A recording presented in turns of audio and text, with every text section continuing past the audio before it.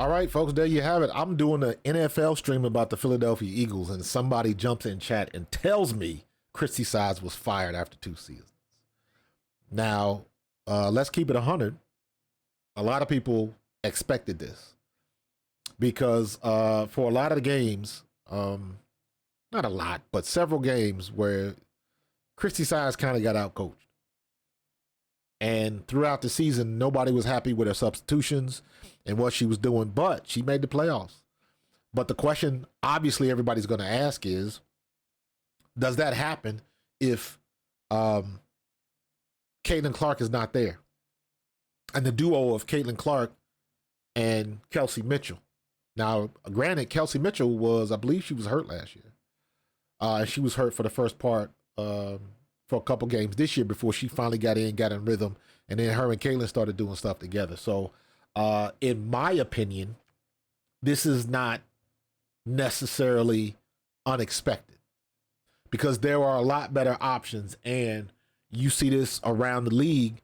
Everybody's trying to put their best foot forward going into the future because you got a lot of money, you got a lot of advertising rights, you got a lot of things that are coming into play, and you were trying to put on your best clothes and put on the best performance.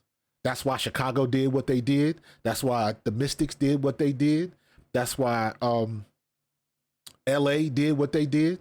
Everybody's getting rid of their coaches that's not winning. So obviously it seems like, I don't know if this is true or not, but the rumors were that Stephanie White was going to come over from Connecticut. So I don't know. I know they're gunning for, at least that's what the rumors were. But now they got an opening. And let's be clear, Stephanie White is a much better coach than Christie Sides. So we'll see what's going on, and we'll see where it goes from here. But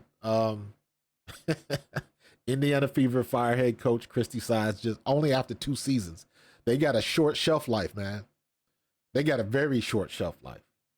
The Indiana Fever have fired head coach Christie Sides after 2 seasons, the team announced Sunday. So this was this morning. Sides led the Fever to a 6th place finish in 2024 regular season. With the result, Sides led the team to its first playoff appearance in 8 seasons. But the team was swept by the Connecticut Sun in the first round. And here's the statement. We are incredibly thankful to Coach Sides for embracing the challenge of leading us through an integral transition period over the last 2 seasons, while also positioning us well for the future growth.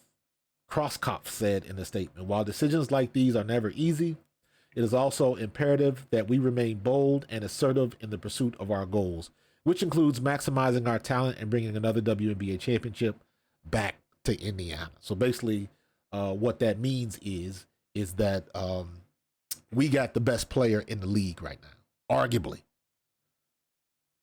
If you don't believe Caitlin Clark is the best player, okay. There are some points where you can argue. What you cannot argue is you have the most visible superstar in the WNBA that they may have ever seen. So you got to maximize that. And I liken it, and I'm not talking about the talent, I'm talking about the impact.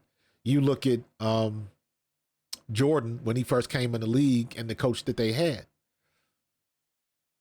That was only going to go so far. Then you got to get somebody in that can take it to the next level. This is the same situation, except they just made that move a little bit sooner. So, Christie Sides, I think she did what she could do with what she had. She's a good coach, but there are better coaches, in my opinion. So it doesn't surprise me. To me, it was either or. I could understand if they kept her because she made it to the playoffs. This is a results-based business. But I could also understand that they wanted to get rid of her because they have better options available. And those options are not going to be around long. So I understand that. And this is not about feelings. This is about business. You got to chalk it up to the game, and the game ain't fair. That's the way it goes.